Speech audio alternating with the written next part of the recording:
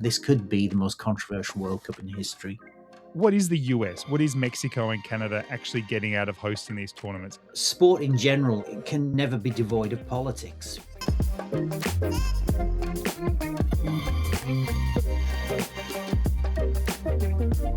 The 2026 FIFA World Cup is the biggest sporting event ever staged, and it spans the United States, Canada, and Mexico. But beyond the football, the tournament has reignited debates about the relationship between sports, politics, and power. There's questions about visas, border controls, geopolitical tensions, and the use of major sporting events to shape international perceptions. And this has brought back concepts such as sportswashing right into the spotlight. I'm Dominic Bowen, and I'm host of the International List podcast, where we discuss the topics that really matter. To help unpack these issues, we're joined by Professor Simon Chadwick, and he's one of the world's leading experts on the geopolitical economy of sport. Simon's work examines how sport interacts with international relations, with statecraft, with reputation, and of course, with risk. Simon's advised organisations including FIFA, UEFA, Barcelona Football Club, Adidas, and the organisers of FIFA World Cup 2022. And I'm really looking forward to the conversation with Professor Chadwick today. Simon, welcome to the International List podcast. Thank you for having me. I hope I don't let you down after that introduction. No, I think it'll be a lot of fun. Whereabouts in the world? I know you travel a lot, Simon, but whereabouts in the world are you today? For the time being, my feet are on the ground in England, which we're recording this just ahead of England's first game in the World Cup. Fantastic. Have you been watching much of the World Cup? I've tried not to. I was on a self-imposed boycott to begin with, but I soon succumbed, and I'm being lulled into too much time watching the games. Yep, that happens. That happens. I'm not a big watcher of sport, even though I'm from Australia, and that is what people spend more time doing than actually working. But I much prefer actually getting out and doing something. But my son did pull me into a Egypt versus Belgium game the other night, and it's interesting. I went in with zero interest in either team. It's interesting how within a few minutes you find yourself just naturally gravitating towards one team or the other, and getting personally offended when the other team does something wrong. It's quite gravitational. It's got quite a big gravitational pull. I think for me, there's just so much to look at because obviously there's the football and whatever happens in the match, but then there's the backstories of the players, and obviously the players. You've got diaspora communities and political views. Then you've got venues in cities with sponsors that all carry a story with them. So it's actually quite hard work watching a single game, which is why I'm trying to kind of keep them interspersed, kind of with moments of sanity rather than just moments of madness for the next 5 weeks. It is. It's very interesting. I found I had my son on one side and I was asking him questions like, "That doesn't look like a legal tackle. Is that a legal tackle?" And he'd be like, "Oh, definitely not." Then on the other side of me, I had ChatGPT, and I'd be like, "Why are 95% of the players all wearing hot pink shoes? And why is this state?" It's just there is so many different things. And what's with that new haircut? That was a question for my son. What's with the haircuts? Why have they all got their haircut in that certain way? That's not coming in vogue, is it? So, even at a very superficial level, there is so many things to unpack, even more than just the kicking of the soccer ball. And I have to say, for the likes of FIFA, this is actually a very important phenomenon. The fact that you're a split screen viewer, so split screen viewing over the last 10, 20 years has become obviously a very common thing, and trying to hold people's attention and obviously give people content that engages them and stops you wandering off and perhaps running an internet search or looking at Mhm. Instagram reels or whatever. They've got to make sure that when you do have these split screens, there's something there that keeps you in the game and connected to the World Cup and engaged with FIFA. Yeah, that's a good point I hadn't even considered, and of course the 2026 FIFA World Cup, it was sold as that celebration of North American openness and that the scale and the commercial ambition across three major countries, but it's arrived at a moment of just unprecedented politics of trade tensions, geopolitical fragmentation, conflict in so many countries around the world, and of course even just in the US, but not only in the US, this massive mistrust of institutions, not just US, but as I said, organizations even like FIFA itself. How would you characterize the political moment that this tournament is arriving into? Accidental, in one word. So the tournament has a little bit of history to it, and you need to go back to 2010 for the history. So back in 2010, FIFA had made the decision to host or to announce the hosting of two tournaments, 2018 and 2022. And you may recall this, your listeners may recall this, because it was notable for, firstly, Russia winning the right to stage 2018, and Qatar winning the right to stage 2022. Now, Russia obviously was an interesting one because a short time later, Russia decided that it was going to annex Crimea. And there were a whole number of other crimes and misdemeanors that tarnished the country's hosting of 2018. But then, of course, you also had Qatar 2022. And as we know, Qatar 2022 was arguably, before the current World Cup, was arguably the most controversial World Cup in history. But at the time the bid was announced in 2010, Michel Platini, who at the time was the UEFA president, had announced that he would be voting for the United States. And the story is that under heavy pressure from French government, particularly Nicolas Sarkozy, Michel Platini switched his vote at the very last minute from the United States to Qatar. So Qatar won 2022 when the United States really wanted to host 2022. So fast forward to now 2026, and when the US bid again to host 2026, the United States was seen as being the safe option.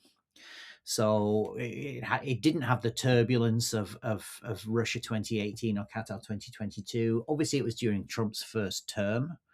And he didn't really seem to understand sport. And the sport that he did understand and was meddling in was golf, not soccer. And then, of course, re-election of Biden, and it all seemed like plain sailing.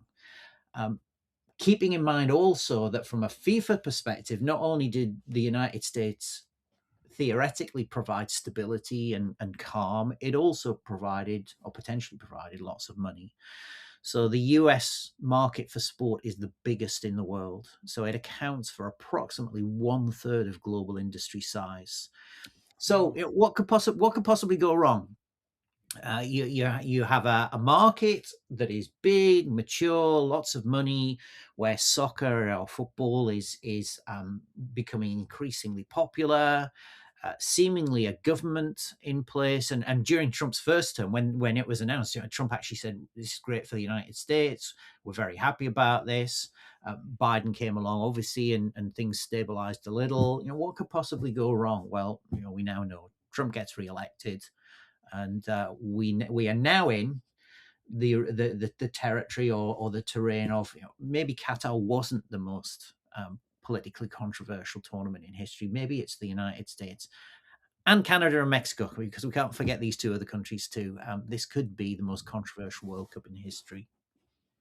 And speaking about that controversy, I mean, there's the term sports washing, and I think you've argued that this is a term that the global north has invented and we selectively apply it when we want to. Do you think that double standard applies here? Is the US being held to a different standard than Qatar or Russia was? Or is it the same standard being applied for the first time? How do you see the use of the term sports washing and how it's being used currently? Because, of course, you couldn't turn on the news during the Qatar World Cup without there being discussions about human rights abuses and how they were using it as sports washing. But it's much quieter this time. Yeah, and that's a really, really good question. So, obviously, we could talk about sport washing in general, and I think the terminology sport washing is interesting because it's almost as though the exploitation of sport for political purposes has been rebranded and relaunched. So we call it sport washing now. But let's go back to, for example, colonial times. There's a reason that South Africa and India and Pakistan and Sri Lanka and Australia and New Zealand, the reason everybody plays cricket, and the reason everybody plays cricket is because during colonial times, the British used cricket as one means through which to engage local audiences, to subjugate certain communities, and let's be honest, to cleanse image and reputation in a way that we would now call sport washing. So my own personal view on this has always been that uh, we do tend to filter our view of the world through particular lenses, And whereas we were the British were being nice to the Australians, of course, by introducing cricket and being nice to the Indians. We weren't doing anything bad really. But if you look at the history of persecution and of death, absolutely we were using sport in pretty similar ways to the kind of examples that we now accuse Saudi Arabia and Qatar, maybe even the United States of. What I find interesting is even now when people talk about Saudi Arabia or Qatar, or for that matter, China and other nations, we tend to first and foremost see it as an attempt to sport wash. And just to clarify, sport washing is essentially an attempt to cleanse image and reputation. It's a distractive strategy, and I see this all the time. As a British guy, I always use my taxi test. When I arrive in a foreign country at the airport, I jump in the taxi, sit in the front, and I talk to the taxi drivers. Now, taxi drivers never say to me, "Can we talk about the colonial exploitation of the British and how sport played a role in that?" They never talk about that. What they want to talk about is, who's your favourite Premier League team, and away we go. And it's arguable that even now, Britain still does bad things. Lots of countries do bad things, but Britain still does bad things. But nobody ever wants to talk to me about how Britain does bad things. People want to talk about Premier League teams. And so I do find it interesting that when people want to talk to me about Saudi Arabia, or they want to talk to me about Qatar, they want to talk about bad things. And then when there are investments in sports, suddenly this is not seen as being national transformation or sport development strategy or industrial development. It's seen as sport washing. Now, bring us to this particular tournament. I find not just the United States, but Canada and Mexico too. So Mexico, as people may know, it's a country beset by extreme violence. And that extreme violence extends to politicians, journalists, and sometimes academics, hundreds of whom have been killed over the last 20 years. Now, I would invite people to, if this was Saudi Arabia that was killing journalists, was killing academics, was killing politicians on a regular basis, how would this shape the way in which we talk about Saudi Arabia's hosting of the World Cup? Same thing has happened in Mexico. Nobody has ever talked about this. And still, I've been monitoring through the media in the run-up in 2 years leading up to the start of the tournament, and there's no particular mention of this. And so, are we saying that Mexico is sport washing? If we are saying that Mexico is sport washing, I'm unaware of any popular dialogue about this. With anything about Canada, and Canada, I know there's some degree of political instability, but I think certainly around Indigenous communities, there are some really serious issues of discrimination and economic disadvantage, and of alcoholism and suicide, and yet there's no particular discussion about this in Canada. Are we saying that Canada has successfully sport washed its image and reputation? And then, of course, we put front and center stage, because it's hosting more games than everywhere else, the United States. And if you're looking at the charge sheet, where do you start and where do you end? And obviously that has been exacerbated and amplified by Donald Trump and ICE agents and treatment of migrants and exclusions from the country and so on and so forth. But you'll notice there's something really interesting going on during the World Cup now is there's not a lot of coverage. Now the games have started. Now the circus has arrived in town and the performers have started doing their thing. Some of those other discussions have dissipated, and even the kind of political discourse has shifted from, is this sport washing, towards, well, here are some Iranians that live in Los Angeles and they're going to protest against the regime in Tehran. So why does this happen? Well, I think this is a simple exercise in power and who controls information. And most Obviously, who controls information are major international broadcasters, FIFA. I think obviously tech giants, the kind of tech giants that control social media platforms.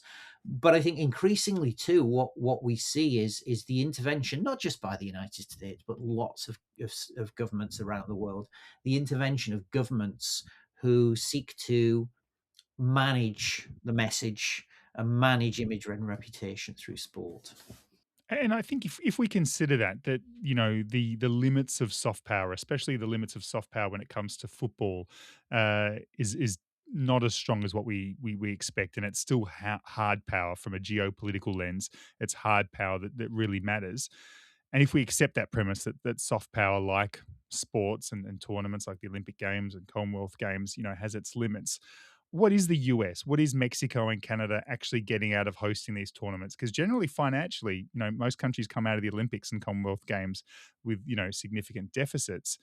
Is there a world in which, we see the US, Canada, Mexico achieve something really positive from hosting these games? So I'm a business school guy. So I'm not an international relations guy or a geopolitics guy. I'm actually a business school guy, and so I always try to frame things in terms of who's making money out of this. And the most obvious thing to say about who makes money from the World Cup, and this is different to the Olympics, who makes money from the World Cup? Well, it's FIFA and people who work in world football who make money out of this. So FIFA takes most of the revenue. So when the circus arrives in town, does its thing, and then leaves again, it takes the cash with it. And so revenues from sponsorship and broadcasting and so forth, and they can be considerable, are FIFA's to keep. They're not. USA, Mexico, Canada don't get a share of this. So therefore, it becomes incumbent upon the hosts of these kinds of tournaments to basically work it, because any uplift in GDP is going to come from flights into the country, hotel stays, people moving around countries, cafes, bars, restaurants, other civic communities, museums and art galleries, shops, and so forth. And that's a really, really tough ask. And certainly, if you look at some of the figures around this World Cup, but I think also other World Cups too. You're talking about a less than 1% of GDP uplift. It's there and it's perceptible, but it's not significant. So why are countries doing this if they're not making money from it? What else are they getting from it? Well, obviously there's something in terms of football development and leaning into some of the latest trends. And I think certainly in the United States, this is a kind of validation of the United States' soccer journey to becoming something that is more legitimate and respected and competitive on the field. But at the same time, I think what countries are also doing, there's a certain amount of largesse in this. We've got the money, we can stage. So again, it's a projection of self-image and power to a certain extent. Yes, there is the soft power dimension, and I think also, yes, there is an attempt to manage image and reputation. I always find it really interesting when I'm with my students. One of our first sessions, I'll say, I'm going to give you a name of a country and tell me what you think of that country. And I'll say Brazil. And straight away, oh yeah, Pele and Neymar and sexy football and beaches and sunshine.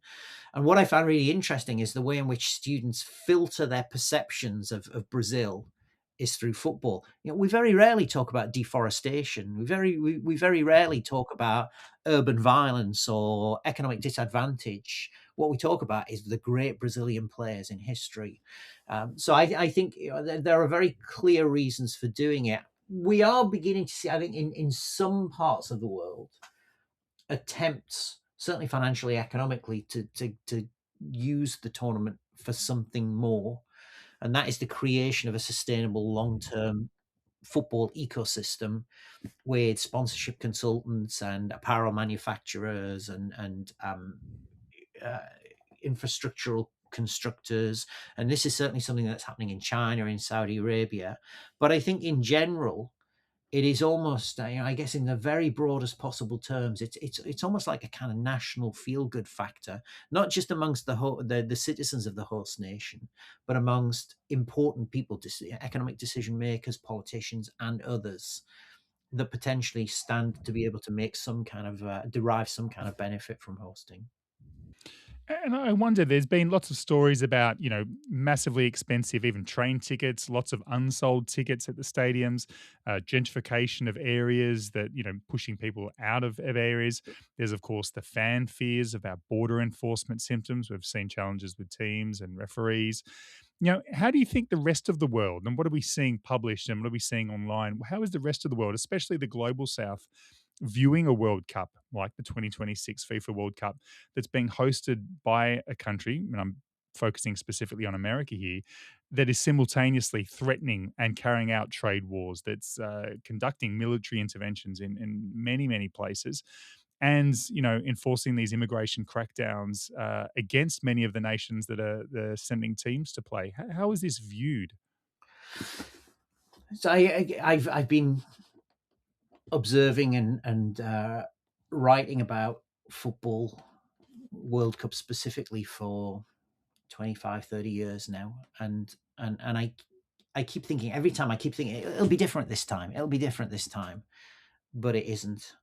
And what I mean by this is when the first whistle blows, everything else disappears. And it is much more about, has Mbappe become the leading French scorer of all time? Has somebody scored a hat trick? Who's lost? When really they should have won. And so the global discourse and narrative is much more around playing performance rather than off-field issues. And then when the circus leaves town, we just kind of tend to forget about it and we move on to the next destination for the circus. So I'm unaware right now of too many conversations taking place around the world about how was it at Qatar 2022, and how are those labor market regulations coming along, and are you really treating migrant workers any better than you were 5 or 6 years ago? Those debates, certainly in terms of the popular imagination, have gone, and now it's about Donald Trump and ICE agents, and so there is this kind of peculiar three-phase scrutiny that a country or several countries face when hosting. Before the first whistle blows, obviously there's an information vacuum. There's no football to talk about, so there's this intense scrutiny. Then there's the period of the football where all we want goals and action, and that's it, and that's what we talk about. And then afterwards, when everything is forgotten, and maybe in 4 years' time, we'll reflect upon who the winners were. And do you remember that Morocco team from 2022, and so on and so forth? So I think there is this kind of peculiar three phases. But I think in general terms, globally, my interpretation, my perception, and I do talk to people all over the world about football on a fairly regular basis, not just kind of in terms of football chat, but in terms of professional work. And there were genuine concerns, there were genuine fears about the United States ahead of the tournament. And you'll notice that I say United States because people tended not to talk about drug cartel violence in Mexico, even though drug cartel violence in Mexico is a serious issue, and might meaningfully impact upon people's visiting the country. But nobody was really talking about that. And similarly, too, I mean, Canada was very, very lucky because I think obviously Canada, whatever happens in Canada stays in Canada, because most people were talking about either Mexico, or even more people were talking about the United States. So across the world, there were fears about, I think, particularly about immigration and about ICE agents. We saw last summer when the FIFA Club World Cup took place in the United States, ICE agents actually turning up at games, and so people were deliberately staying away because they feared detention or deportation, and so that was happening again in the run up to the tournament. Um, Obviously, there are issues around the war in the Gulf. Um, primarily around uncertainties linked to travel. Would flights be available, and would flights get cancelled at very short notice? People were worried about the high prices of plane tickets too. But then the other one, of course, was Donald Trump, and the unpredictabilities of Donald Trump, and what he may or may not do. And I think that was kind of wrapped up in fairly significant cynicism around his Peace Prize award by FIFA. And so there was something not particularly palatable ahead of the tournament. Now, then you factor in ticket prices, and this is still rumbling even now. And what I think it's really important to stress to listeners is how different ticket pricing strategy has been for this World Cup. So in 2009 in San Francisco, not so far away from Silicon Valley, someone figured out that you can actually use mobile phones and tablets and digital technology in general to create something that is heading towards a perfect market for tickets. And what that basically means is, and we call this dynamic ticket pricing. Ticket prices are being set real time by markets using digital technology. So, simple demand and supply. If the demand for a certain match is high, then ticket prices will rise and you'll pay more. If demand for a certain game is low, then the algorithm will adjust prices, and ticket prices will fall. Now, why this was significant for people ahead of the tournament, when factoring in airlines and war and Trump and ICE and all of those other things, is you're having to make a decision about, do I buy a ticket now when the price seems to be high, or do I travel to the United States in the hope that ticket prices might fall because the market is dictating that, or do I just stay home? And the general sentiment, I would say, is that across many countries, the general sentiment was that, hey, let's just stay home. Yeah, that's very interesting. And you mentioned the FIFA Peace Prize, which is a new thing that they announced just in November 2025 for someone who's done something exceptionally and extraordinary actions towards peace. And by doing so, have united people around the world. And their first recipient was President Trump, which I think did cause quite a lot of controversy, and FIFA took quite a lot of a hit for that. And I'd like to ask you a little bit about FIFA. But first, I'll just remind our listeners, Simon, that if they prefer to watch their podcasts, the International Risk Podcast is always available on YouTube. So please do go to YouTube and search for the International Risk Podcast, and we'd love it if you'd subscribe and like our content. Now, Simon, FIFA has long presented itself as politically neutral, contrary to awarding President Trump the Peace Prize. They've said that, FIFA is above the interests of states and governments and politicians. I'm wondering if that was always fiction, if it was ever true. And I think this political neutrality is really important because, as you said before, credibility is important. Actually governing the tournament becomes hard. But also, you talked before about sponsors and commercial partners. They then start to inherit some of this political exposure. And then, of course, it just further enhances that erosion of people's confidence in institutions, be they political or civil. Talk to us about FIFA's apparent neutrality and where they actually sit. So my view is that sport in general can never be devoid of politics. If we take football as an example, as soon as you decide to play 11 players on each team, that's a political decision. I'm sure that when FIFA as an organization was formalized, there will have been other people who were saying, well, maybe we should have 10 aside. Keep in mind, we've got futsal, which is 7 aside. We've got 5 aside football. But the football that we all watch globally, or we tend to watch globally, is 11 aside. That's a political decision.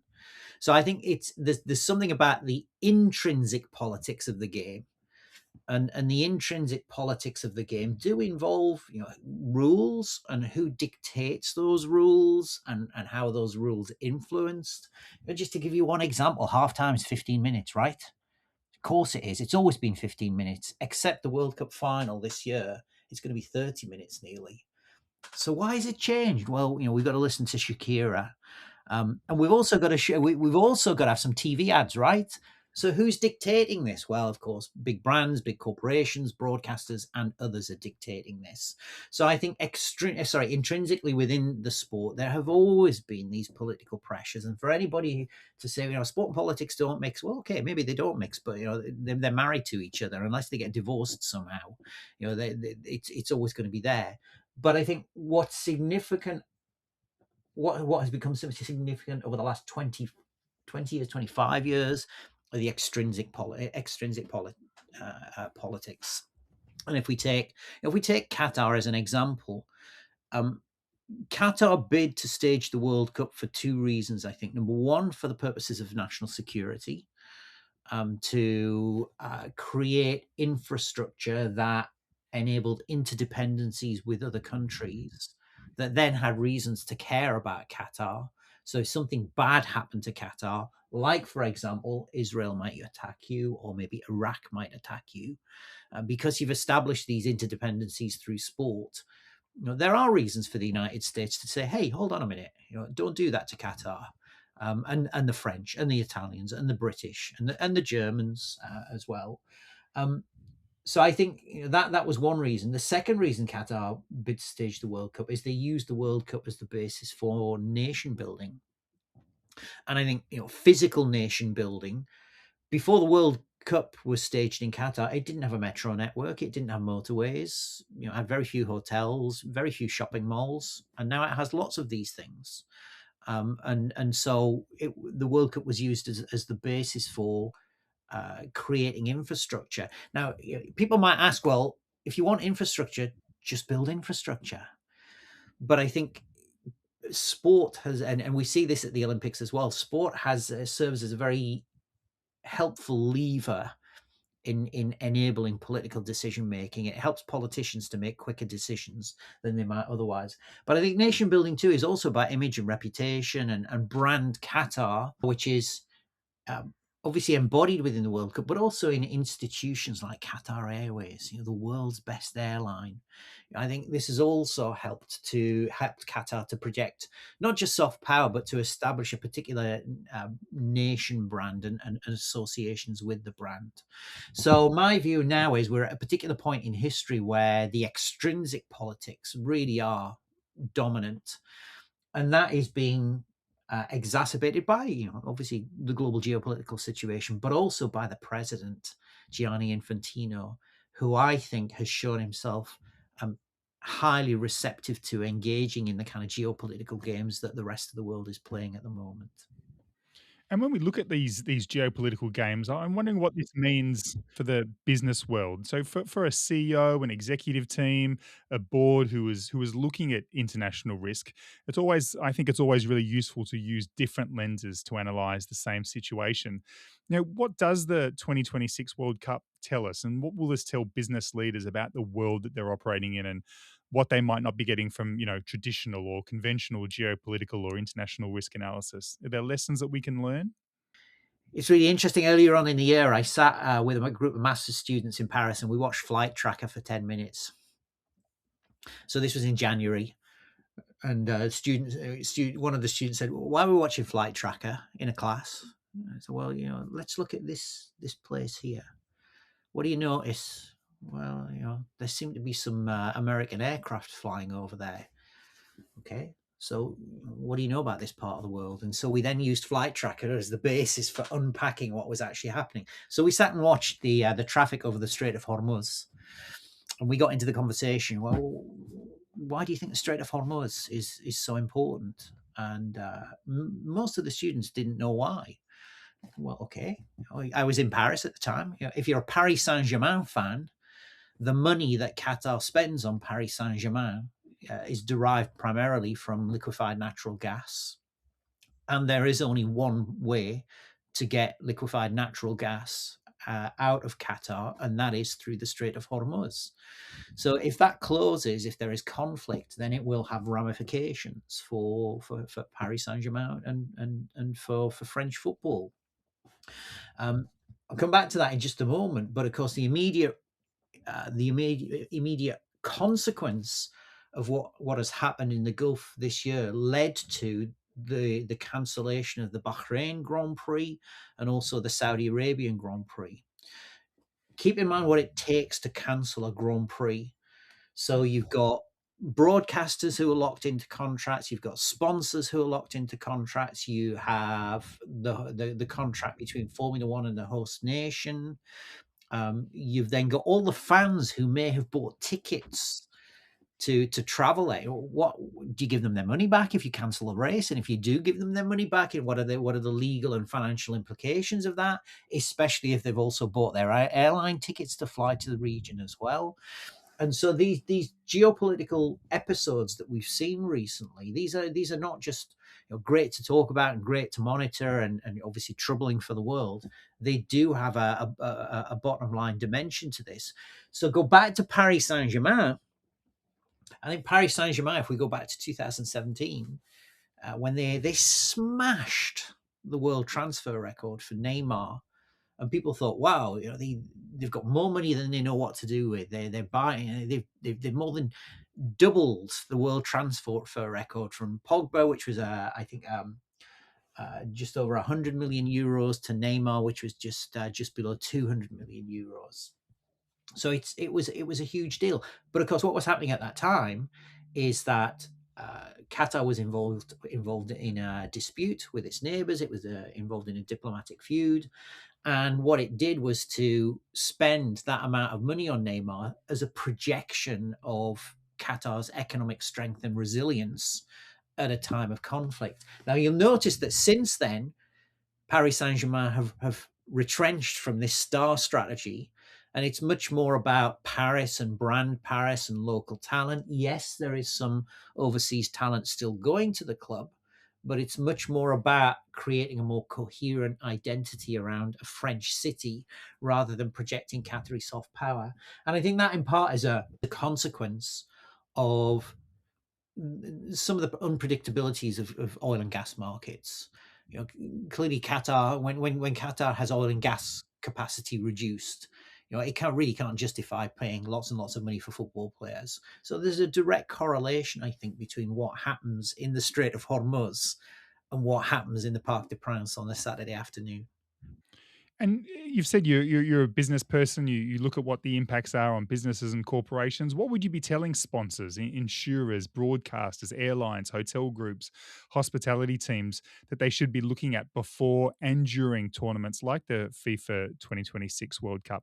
Are there things that they should be monitoring from their own reputation, profitability, risk? So what's really interesting, I think, about a lot of organizations in sport, be they business organizations or otherwise, is that there is a there is a general ignorance about the impact of the global geopolitical situation. And that really implies a need for example, governing bodies to be thinking much more carefully about not just current risks, but also about future scenarios and some of the trends in the world and how it impacts upon what they do. But I think the reaction of sport over the last 10 years to the complexities and sensitivities of the issues that these organizations face is to put a simple clause in contracts, which is a force majeure contract clause. So basically, if something unexpected or unpredicted happens, we can just say, okay, we walk away from this. And I think this really goes back to, if we go back to kind of George Floyd and Colin Kaepernick and Black Lives Matter and taking the knee, that really caught a lot of commercial partners off guard. And if we look at the way in which Nike responded to it, Nike lent into it and used it as a brand positioning statement, this support for Black Lives Matter. But a lot of other companies, brands, and organizations essentially ran away. They ran scared. And this resulted in this force majeure clause being inserted into contracts. Now, I guess as in terms of that lineage, an example that I very often draw attention to when I'm with students is Mohamed Salah. So when October the 7th, 2023 happened, there was intense pressure in Egypt for Mohamed Salah as a role model, as a hero, as an icon to publicly denounce what was happening, the Israelis and what was happening in Gaza, and he didn't.